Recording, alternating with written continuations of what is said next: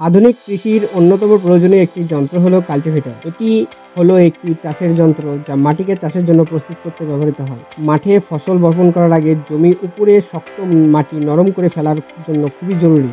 এই কাজটি সহজ করে দেয় কাল্টিভেটর। এটি মাটিকে চেষে ফেলে, আগাছা পরিষ্কার করে এবং মাটির বাতাস চলাচলের সুবিধা বাড়িয়ে দেয়। কাল্টিভেটরের মূল অংশ হলো এর টারবাইন বা দাঁড়াগুলো।